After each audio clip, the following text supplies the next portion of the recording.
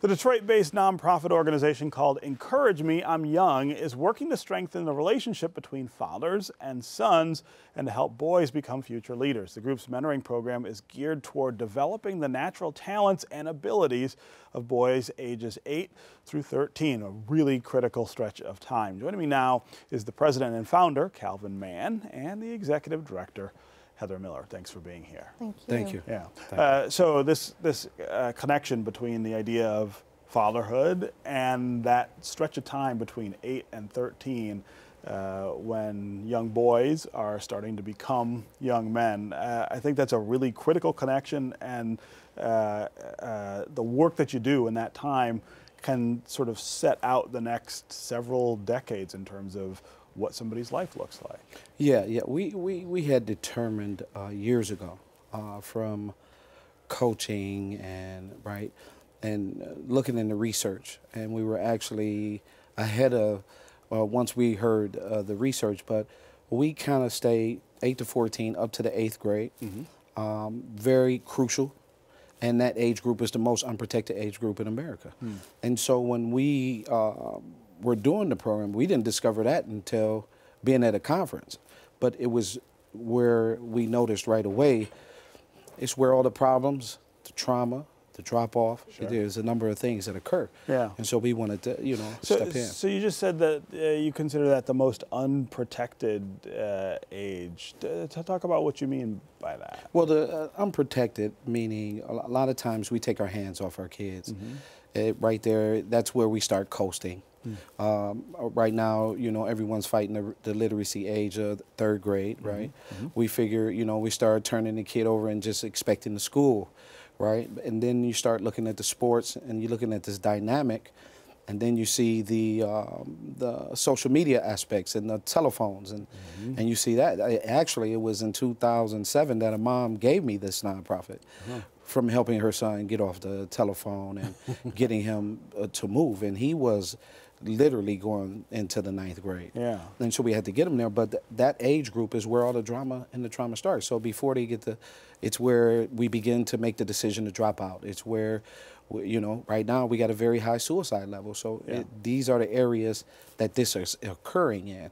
And so it was just important for us to be there, teach them how to lead and show them a different way. Heather, talk about the programming with this project and how it affects both fathers and their sons. Ultimately, Emmy is about the restoration of family. And the boy from 8 to 14 is the seed of that family. That seed, then from 8 to 14, the boys become men. Men become fathers or husbands, and then husbands become fathers. So our goal is to help the generation of boys that we work with, along with the fathers, to restore that order so that families can be restored. So a lot of people may ask, a lot of women often ask, well, where are all the good men? Well, they're seeds. And so if you're not a part of that seeding process, exactly, just like women, just like girls are seeds. So if we're not cultivating those seeds, we don't have strong families in our future. And so we look at the restoration of that family through that seed of the boy, 8 to 14, and then from there cultivating what the capacity of that seed holds. And so we look at character development, we look at education, we look at literacy, we look at resilience, we look at all of the different tools that they need to be successfully good decision makers. So we want to get you to the point where you can make good decisions and good choices. And we give you enough exposure or some exposure. A lot of our boys are interested in sports because they see men as sports figures or entertainers. And so trying to help shape them and expose them to new opportunities, to new pathways is really what we try to do. So we do it through exposure, a lot of intervention, a lot of prevention. And so we take those doses of those things and we help to shape them that way. And we use positive male mentors for them to see that happen and unfold. To see that you can do a lot of different things. A lot of different things. There's a lot of different opportunities. There's a phrase that you're using that I want to talk a little more about, restoration of family. we hear the phrase broken families a lot, and we hear that a lot, especially when people are talking about the African American community. This idea of restoration of family, I think, is important because it suggests that even a broken, quote unquote, family, and we could talk for hours about that term and how problematic it is, but even the idea of a broken family can be restored, and that it's never too late to try to fix what went wrong. Absolutely. I mean, it's important to make sure you have all the pieces working together. So in our program, we work with mothers.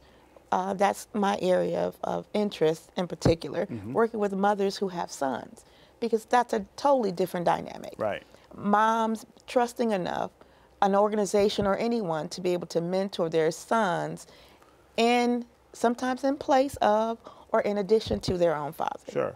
Or that father figure. And so we have a lot of trust from the mothers, from the parents, and we do have, not just single parents, that would be single fathers as well, but have a combination of both of them working together to bring those boys to the program so that they can get some of the things that they may need outside of what the family might provide. Right. Right. Talk about the role that this organization plays for young fathers. I would imagine, especially young fathers, I would imagine that looks a little different than maybe for people my age. I've got kids in that age range, but I'm older. When I go to school and meet other parents, a lot of times they're 20 or almost 30 years younger right now, and I would imagine that looks really different. Well, yeah, but the younger father, he's a little more active. Oh, well, that's right. He can move a little better than I can, right? He's a little more active, and he's a fighter. So, being a millennial dad or whatever you want to call him, they're usually willing to fight and learn. Huh. Right? It's a disconnect with the older fathers, right? But as the statistics point out, black fathers are the most involved father. So it doesn't matter if they're young, medium, or old, they're involved. What we found with the mentoring is if we used a father as a mentor, it takes 12 mentors to equal one father. And so that's very impactful in our mentoring, right? So it's not we don't get a lot of talk back or anything like that, because the father, automatically in the sound of a man's voice or his tone, right? Literally, the kids respond very well to the men that we have that are mentors, and we're excited about this session coming up in the spring, that we're going to be teaching them how to break down a computer and build a computer. Oh, really? Yes. Yeah. Wow. We're excited about that as well. Talk about outcomes and what kind of outcomes you expect and what kind of outcomes maybe you've already seen as a result of the programming. We have really amazing outcomes. We do a progress report when we start from the parents. So, and the young person, the person that's coming into the program, you tell us what you want to achieve. What are your goals? We also ask the parents, tell us what you want them to achieve. Some are attitude adjustments, right? Some are how do you curb or balance social media? Some are, from the young person's point of view, how do I deal with my anger? How do I make better friends? How do I get better in sports? How can I get on the team, right? So some of those are their goals. So we measure those. We have our mentors actually measure that every other week. And so we have a tremendous amount of contact hours that we spend with our mentees. So we have them 2 days a week, and we have about 5 hours within that time frame, but we have 5 consistent hours.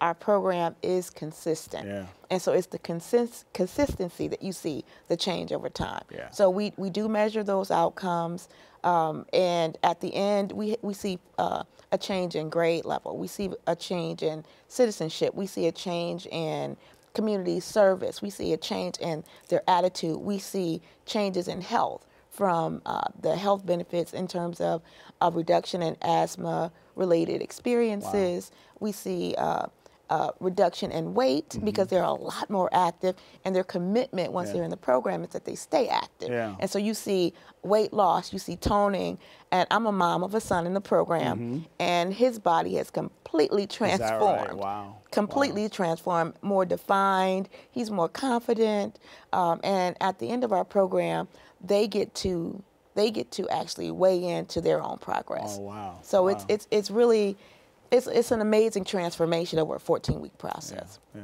All right. Well, congratulations on the work, and thanks for you. being here. Thank you. Thank Yeah. you.